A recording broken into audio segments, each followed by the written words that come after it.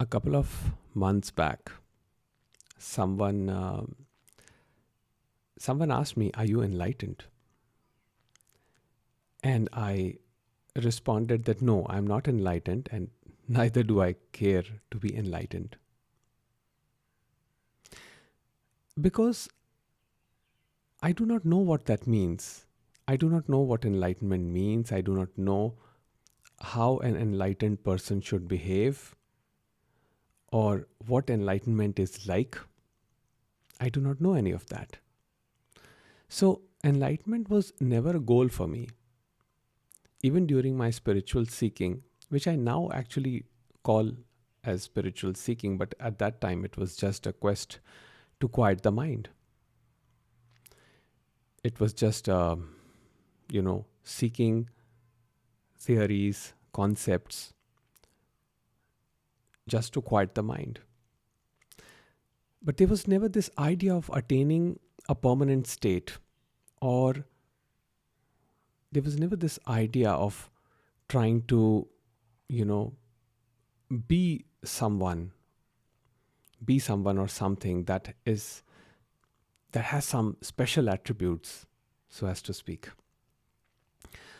And Ramesh Balsekar says that if you are given a choice between enlightenment and $1 million, take $1 million, because at least you know what you're getting.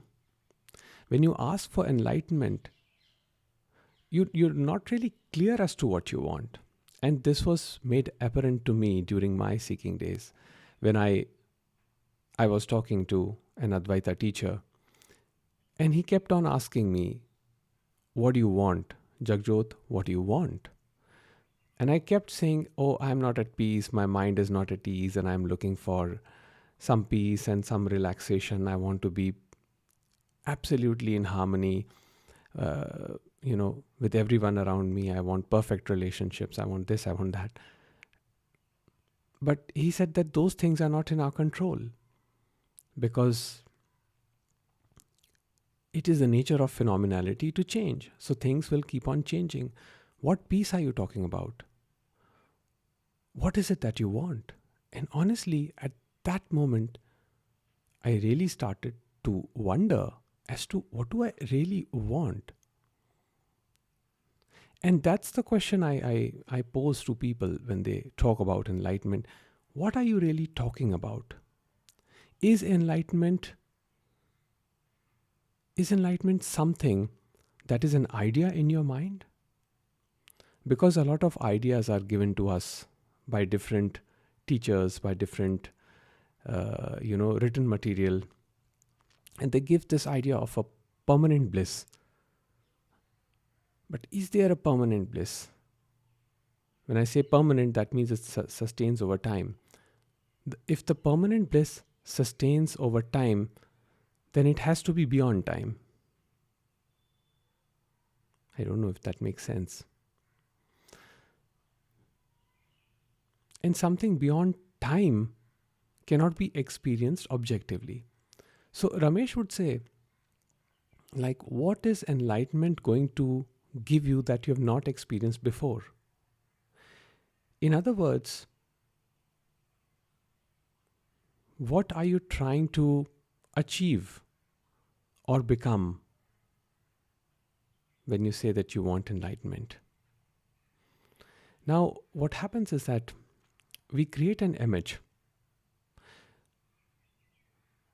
And that image is, it's a future projection that says that right now I am this man or woman who's anxious, who's troubled, irritated, restless, and things are not working in my relationships, in my life, in my work life, financial life, and I'm seeking a solution to all of these life's problems.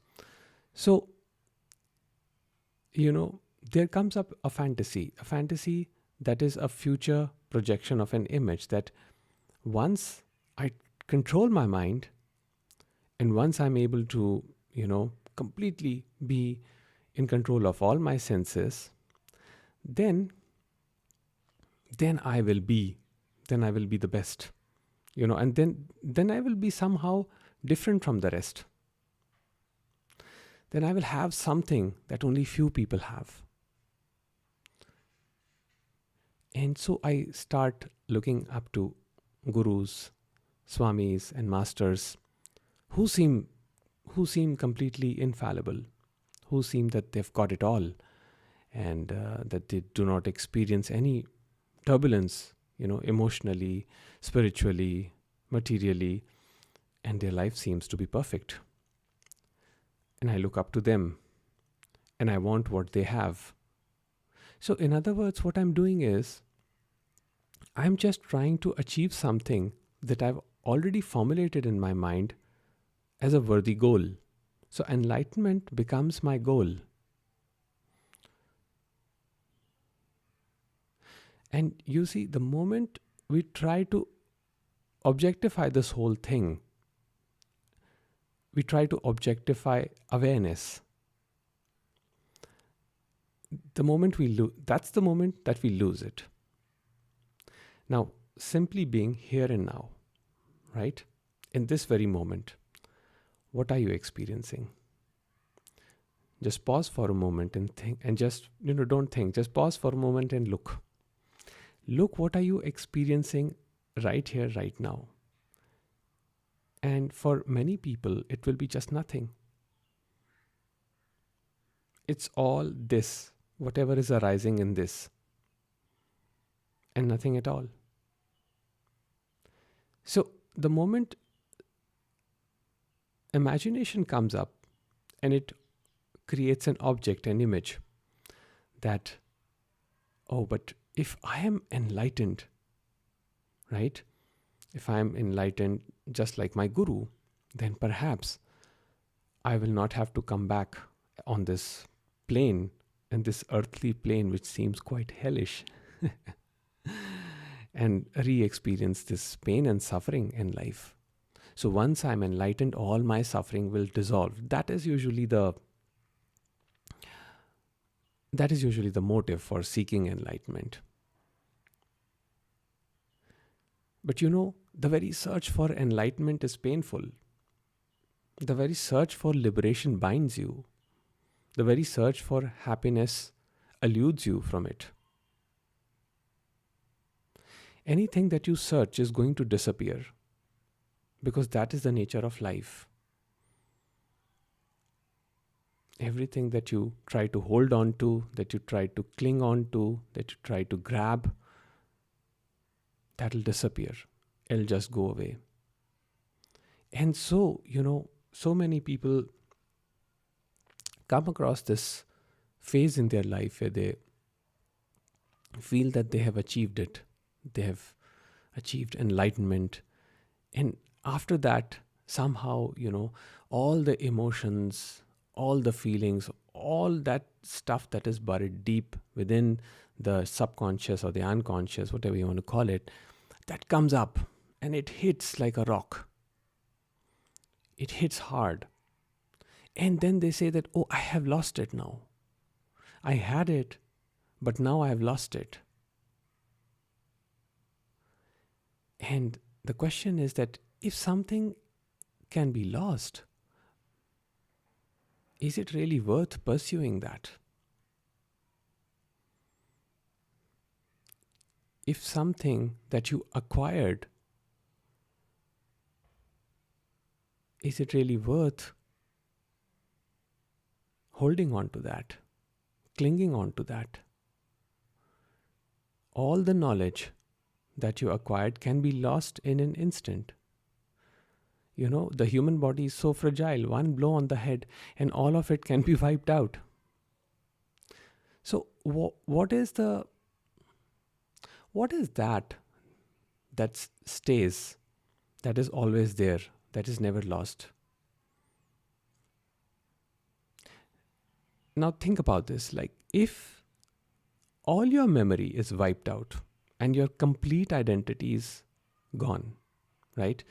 Everything, your name, your profession, your roles, father, mother, daughter, son, sister, all of that is removed. All the memory is gone. When the memory is totally gone, you will not even remember that you're the body. So what is it that remains? Now, that which remains, was it found or was it always there? That's the main question. So if you are conceptualizing enlightenment based on what you've heard, what you've read, what the gurus have told you, you have created an object of fantasy. You have created an image of yourself, of an ideal self. If you think that an enlightened person will not behave rudely, or if an enlightened person will be a certain way, maybe they will eat a certain type of food, or dress up in a certain way, or always be compassionate and loving to others, you will be mistaken, because even if you go to your enlightened gurus or any other teachers, what you will notice that when you are with them, when you are in close proximity and you're observing them, you will find that they all suffer from that human aspect. They all experience all those emotions. They all struggle. I too struggle sometimes with emotions, with difficult emotions, with challenging situations in life. It's not that this understanding of oneness will remove all of that. In fact, the core message of Ramesh, or not just Ramesh, the core message here is that true peace is the total acceptance of unpredictable flow of life. Now, if let's say you are a seeker of enlightenment, you want enlightenment, right? That is your desire. You want enlightenment at any cost, and you're seeking hard. Now, if I tell you that you're never going to get it, that no matter what you do, you are never going to get it, can you be at peace with that fact?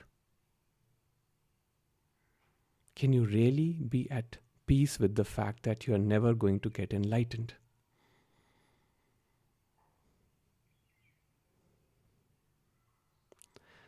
I was never a seeker of enlightenment. I never had enlightenment as my end goal, because I just didn't care about it. All I wanted was my mind to slow down and be at peace. And even that was not happening till I was trying to, quote unquote, do something to make my mind still or peaceful. It just happened at some point. There was a lot of observation about what was happening. And all these teachings, or you can call this message, is all about pointing to what is happening, how the mind is playing these cunning tricks, how the mind is saying that no, there is a permanent state, there is a perfect permanent state. Now we can call it shunyata, we can call it samadhi, we can call it nirvikalp sahaj samadhi, or we can give it any fancy name.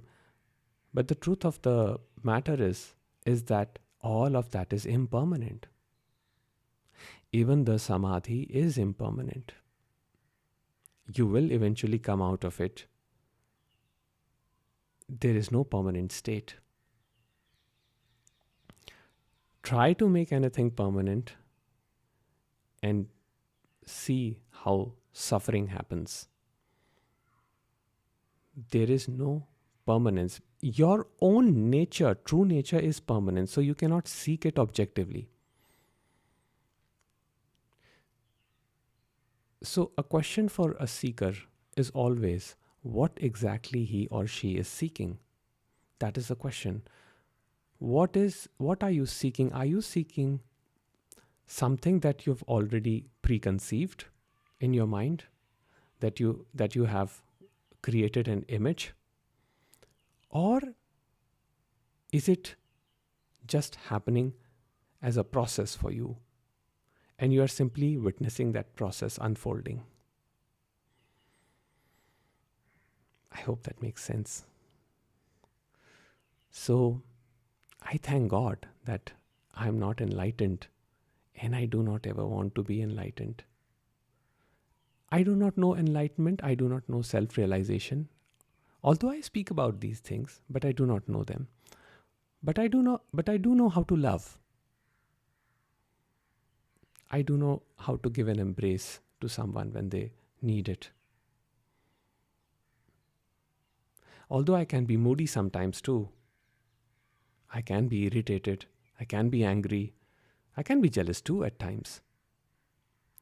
But despite of all of that, I know how to love.